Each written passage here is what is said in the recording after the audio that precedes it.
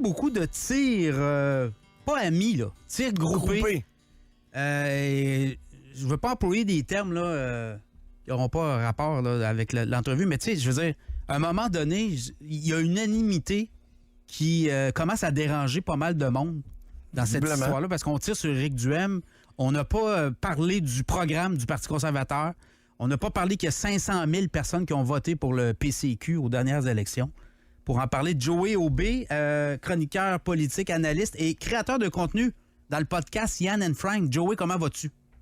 Ça va super bien. Merci de l'invitation, Pierre. Salut, Nick. Allô? Je voulais t'entendre parce que hier, t'as comme débarré là, sur X. T'as écrit un post, puis je pense que t'en as assez aussi. Puis là, il y a du monde qui commence à en avoir assez de la manière dont on regarde Éric Duhaime et on regarde le PCQ comme si on était des tarés, des arriérés ou des gens qui sont complètement débiles d'un autre siècle. Et là, il y a des... T'as comme dit, là, c'est assez, à un moment donné, là, certains médias, en hauteur, hein, hautain, regardent ça, puis ils se positionnent, eux autres, de leur tour d'ivoire à Montréal, alors que comment on dit ça, l'idée des régions, la réalité des régions, c'est pas pantoute la même réalité, là. Ah non, absolument. Puis tout ça, en fait, mon texte que j'ai publié sur X hier a commencé. En fait, c'est la réaction à une vidéo, en fait, un clip que j'ai publié il y a environ 2 jours, également sur X, de Stéphanie Touga et de Francis Gosselin, qui sont tous deux animateurs, commentateurs à Cube Radio pour le réseau québécois.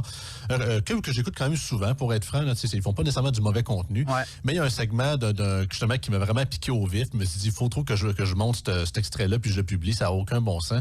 Et c'est vraiment, on parle justement de la campagne d'Athabasca. Justement, Stéphanie et Gosselin en parlent aussi.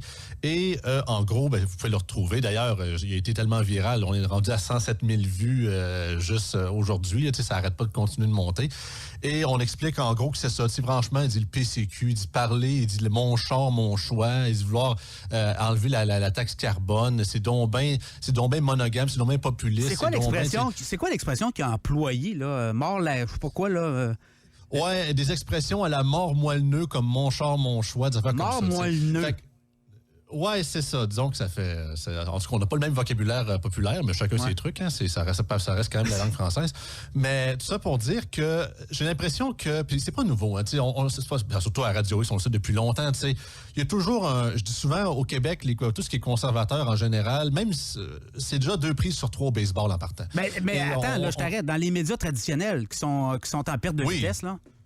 Absolument. Puis même une certaine partie de la population, parce que autant que de plus en plus de gens sauvent, et en bon québécois, ce red pill, tranquillement pas vite, commence à être ouvert au discours qu'on a. Puis à un moment donné, la réalité nous donne raison de plus en plus aussi. C'est pas juste une question de convaincre ou de bullshiter le monde. On le voit sur le terrain, ce qui se passe, le système, le modèle québécois en décrépitude, les soins de santé, le taxage par-dessus. À un moment donné, la réalité rattrape la propagande, si je puis dire. Et donc, dans tous les médias traditionnels, et sur toutes les bannières confondues, j'ai pris un exemple avec Francis à Cube Radio, mais on entend beaucoup aussi à Radio-Canada, bien évidemment. Écoute, j'ai fait l'émission de Marie-Louise Arsenault. Écoute, t'as pas eu de chance. C'est ça, j'ai connu ça, je savais dans quoi je m'en allais, et également aussi dans les médias écrits comme Le Devoir, La Presse, etc. Donc, c'est pas nouveau.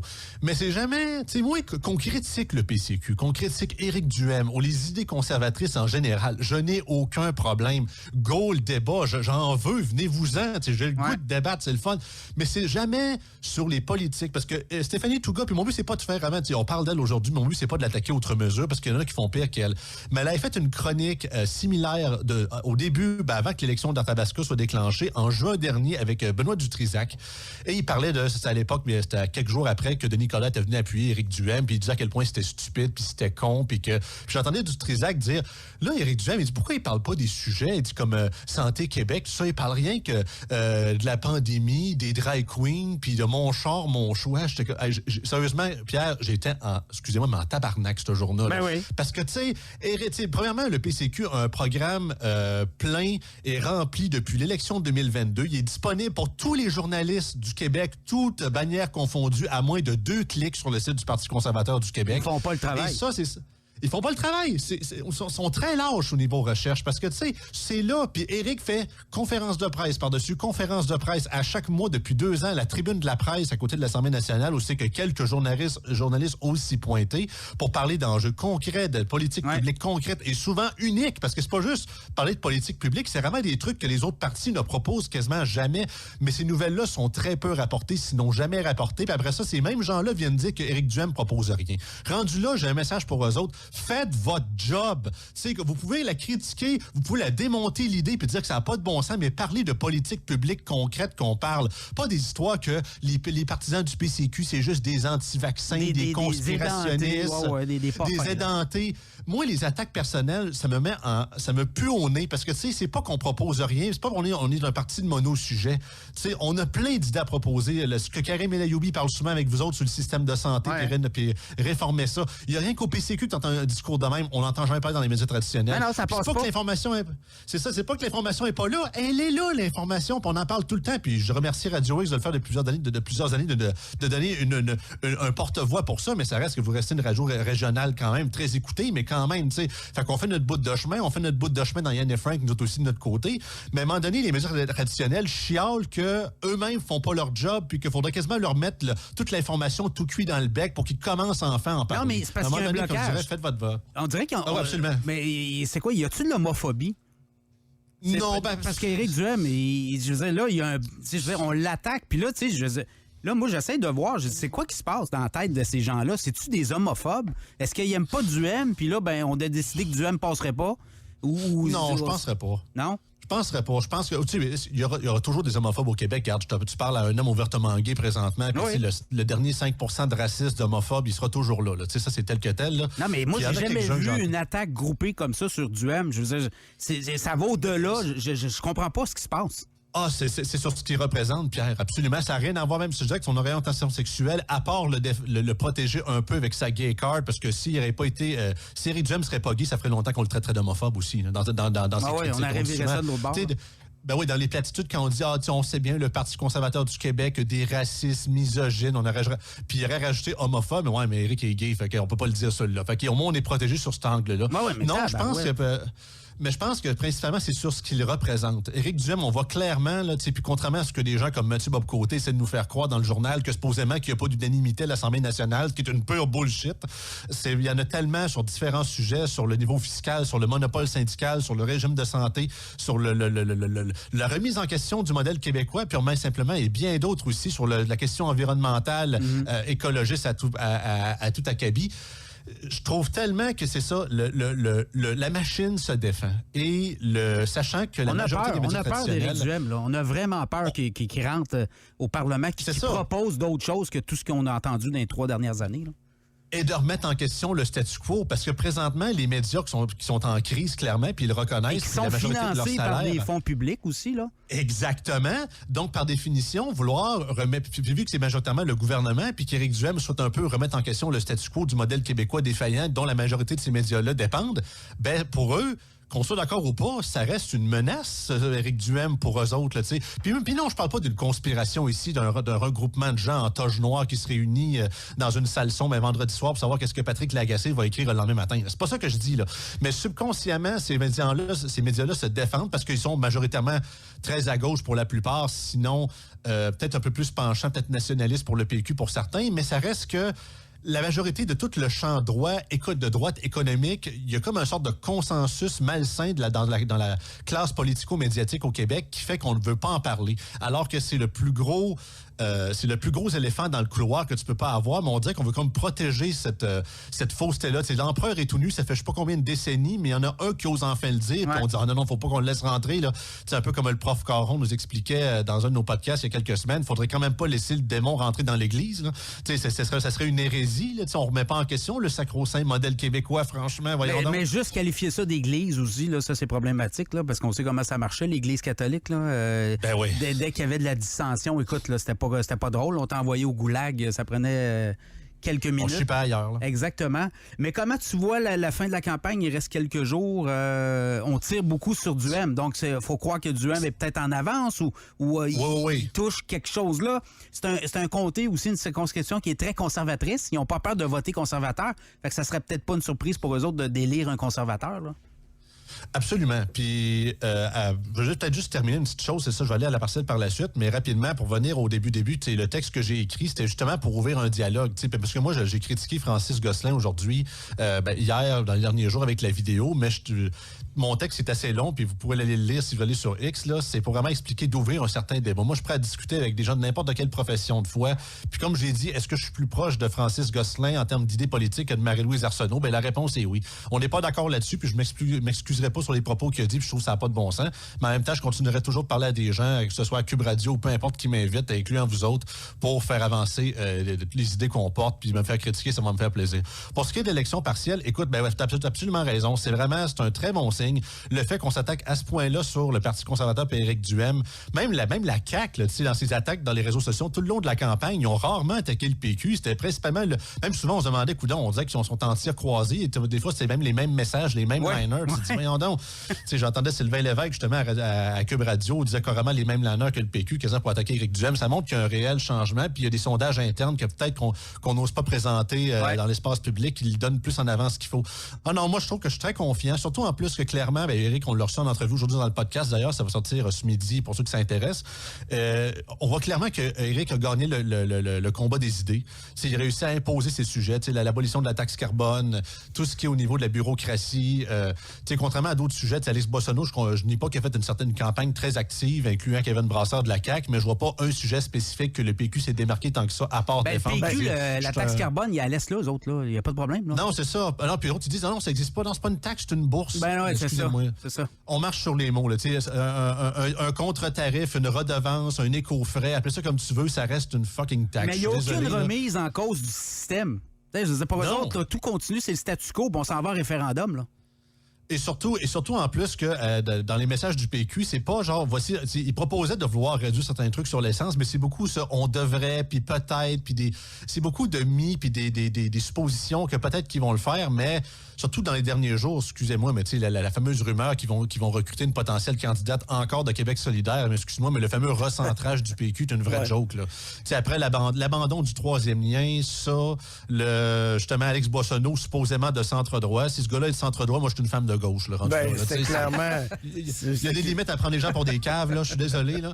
Fait que rendu là, c'est surtout que quelqu'un, on l'a vu dans le débat d'Arthabasca, Éric était carrément seul contre toutes les autres, puis supposément que ces gens-là sont censés représenter des courants politiques différents, mais sur les questions fondamentales, sont toutes pareilles. C'est gênant, tu sais, le Parti libéral, là, tu te dis, écoute, il y a quelques années, le Parti libéral, ça parlait business, là. Là, c'est l'écrasement total, là. Mais le Parti libéral est potentiellement le joker dans cette histoire-là, parce qu'il y a une possibilité, très forte, selon moi, qui viennent, parce qu'on sait qu'on le voit clairement depuis l'arrivée de Pablo Rodriguez, même s'il n'est pas encore élu, il y a, selon les sondages légers, environ le tiers d'électorat péquiste, qu'on savait très depuis longtemps que le monde se parquait là en attendant d'une vraie option, ou du moins c'était plus un genre de géant au pied d'argile, le tiers d'électorat péquiste switchera automatiquement au PLQ. Sachant que c'est un vase communicant, surtout la génération plus âgée, les baby boomers, les 65 ans et plus, donc il y aurait peut-être une possibilité que la candidate de libérale ne gagnerait pas, mais grugerait assez de votes au PQ et peut-être même à la CAQ pour faire passer Éric Duhem. Et je pense que c'est une grande possibilité que peut-être même le PLQ passe en avant de la CAQ en troisième position. Là, mais ça va être une erreur. Ça va avoir été une erreur stratégique si Duhem passe. Le PQ qui a attaqué Duhem comme jamais, alors qu'il aurait dû attaquer les libéraux puis la CAQ l'autre bord, là, pour essayer de faire... Ils ont l'air en mission, le PQ. Écoute, c'est une bataille, ils ont l'air en guerre. J'ai l'impression qu'ils ont peut-être de la pression. Je sais pas qu'est-ce qu'ils ont promis à Alex Boissonneau, là, mais j'ai l'impression qu'ils sentent la soupe chaude, là. Ah non, absolument. Puis je les comprends parce qu'on a deux vraiment visions qui clashent complètement. Tu as le PCQ qui, depuis l'arrivée d'Éric en 2021, avec l'élection de 2022, qui n'a pas réussi à avoir enfin... Le nombre de personnes qui avaient voté pour le PCQ, c'était quoi? C'était moins de... 530 000. Non, mais avant, quand c'était M. Pouliot qui était là, c'était même pas 1 Oh mon Dieu, c'était même pas 1 quelque chose comme ça. Puis on avait 750 membres à l'époque. On est rendu à plusieurs milliers, fait que ça se compte même pas. Fait que c'est ça. Fait que depuis 2021, on essaie de tant bien que mal. Oui, il y a eu Claire Sanson, mais elle s'est jamais fait élire sous la bannière conservatrice pour de vrai. Elle nous a donné un coup de main, puis je la remercie beaucoup. Mais là, c'est une vraie occasion de justement enfin commencer l'arrivée du PCQ à la SNAT dans la prochaine année qui va être cruciale parce qu'on s'en rappelle très bien que quand Geneviève Guilbeault avait gagné sa partielle dans Louis Hébert en 2017, un an avant les élections, ça avait donné une montée pour une potentielle. Est-ce que je crois personnellement que le PCQ va rentrer va être le prochain gouvernement? J'aimerais ça, mais je suis quand même réaliste, je ne le crois pas. Par contre, est-ce que ça va changer? Si Éric se fait élire, ça change est-ce la qu'on game. va avoir... Ça change sûr la donne. que, comme disait Robert Bourassa, 6 mois en politique, c'est une éternité, donc un an, c'est quasiment à l'infini. Là. Ouais. Mais si la tendance se maintient, est-ce que l'élection d'Éric pourrait potentiellement faire passer notre nombre de députés, mettons, je sais pas, de 7, 8 à peut-être une douzaine, tu sais. Exact. De l'autre côté, tu as le PQ qui essaie de continuer leur montée d'étoiles filantes après les 2 dernières partielles, Terrebonne puis Jean Talon, puis ils veulent comme rajouter Arthabasca, l'érable dans leur montée pour potentiellement les amener au pouvoir aux prochaines élections. Fait que si Éric rentre, ça casse l'herbe sous le pied au PQ, puis ça casse leur élancé. Et si justement le PQ gagne, mais justement ça va être plus tough pour Éric. Selon moi, Éric devrait pas démissionner. Là. Tout dépendant bien sûr du résultat. Je pense que ça va être très serré dans l'éventualité d'une défaite.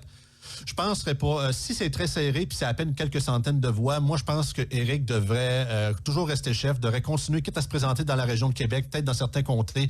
Je sais que Chauveau est toujours disponible, mais il l'avait fait la dernière fois, mais là, les chances sont plus agréables aussi. Je sais également le comté de Chute-de-la-Chaudière qui est aussi disponible dans différents trucs. Je ne suis pas dans les instances du parti, mais selon moi, je pense pas que ça devrait être la fin, parce que ça aussi, je peux finir là-dessus. Là, on a comme un peu ce réflexe-là à droite en général d'être très défaitiste très vite. Là. Ouais. Puis je comprends, on veut gagner, puis je suis d'accord avec vous autres. Puis c'est vrai que ça c'est proche en 2022 avec Jonathan Poulain et puis Olivier Dumais dans Beauce, tout ça. Mais dites-vous que Québec solidaire, là, ça nous a pris 2 fois plus de temps pour avoir à peine Amir, puis après ça, Françoise, puis ils ont mangé leur pain noir. Nous autres, je trouve qu'on roule à vitesse grand V. On va faire ce que en moitié moins de temps que ce que Québec solidaire a fait en 10 ans. Fait que je trouve que ça avance très vite. Puis tu sais, ceux qui disaient à la fin de l'élection de 2022 que c'est terminé le PCQ, Duhem devrait aller avec Pierre Poilievre comme ministre, ben si on les aurait écoutés, on aurait été dans le chenoute présentement parce que le PCQ n'existait quasiment plus. Puis Pierre-Éric serait peut-être fait élire, mais il aurait été un backbencher à l'opposition officielle dans un gouvernement de Mark Carney. Exact. Fait que ça montre clairement que faut tenir notre bout. Puis garde, si jamais, je le crois pas, je pense vraiment qu'on a des très bonnes chances, mais dans l'éventualité qu'Éric perd, faut se cracher dans les mains, on lâche pas, puis on continue pareil parce qu'on n'a aucune raison de se blâmer. Je pense que le PCF a fait une campagne extraordinaire sur le terrain, des pancartes de terrain. C'est quelque chose. À partir de même pas 1% de pourcentage de vote. Aux dernières élections, c'était quoi, à peu près 15 13 à 15 environ 13-14 Puis là, dans les intentions de vote, tu es à 15, 16, 17, 18 et 20, tout dépendant des sondeurs. Hey, c'est quelque chose, là. Puis garder ça stable, avec le peu d'attention médiatique qu'on a. Puis la tout le monde contre toi, là. Tout le monde est contre vous autres. Puis tout le monde qui disait qu'on était un parti de mono-sujet, puis de ci, de ça. Fait que, non, c'est très bon. Puis surtout, c'est ça qui est le fun, puis c'est ça qu'Éric expliquait beaucoup dans la campagne d'Arthabasca, oui, c'est vrai que selon les sondages, Éric est vraiment la mauvaise cote auprès de la population, à force de se faire traiter de tout et non, alors que le gars, il a zéro pouvoir, il est même pas élu, mais c'est le politicien le plus haï au Québec. Trouvez l'erreur, tu sais. Mais ce qu'il dit, ce que beaucoup de gens lui disent sur le terrain, dans ses assemblées de cuisine, c'est que justement, on apprend à te connaître, puis finalement, en jazzant, puis en te rencontrant, toute la bullshit qu'on entend sur toi, finalement, c'est pas mal de la bullshit, justement. Ouais. Fait que je pense que plus Éric va se faire connaître, plus Éric va être visible, justement, s'il se fait élire à l'Assemblée nationale, plus justement que les gens vont le découvrir, puis la propagande mauvaise à son égard. Puis comme je te dis, critiquer ses idées puis ses politiques publiques tant vous voulez, mais à un moment donné, juste dire que c'est un ci puis c'est un ça, parce que beaucoup de monde disent j'aime tes idées, mais j'aime pas Éric Duhem. Pourquoi? Je l'aime juste pas, lui. Un mort moelleux. Exactement. Joey Aubé, regarde, on va suivre. Le lundi, c'est une grosse journée pour le Parti conservateur du Québec. Chroniqueur et créateur de contenu pour Yann and Frank. Merci beaucoup, puis on se reparle. Salut. Ça fait plaisir. Merci beaucoup. Bye.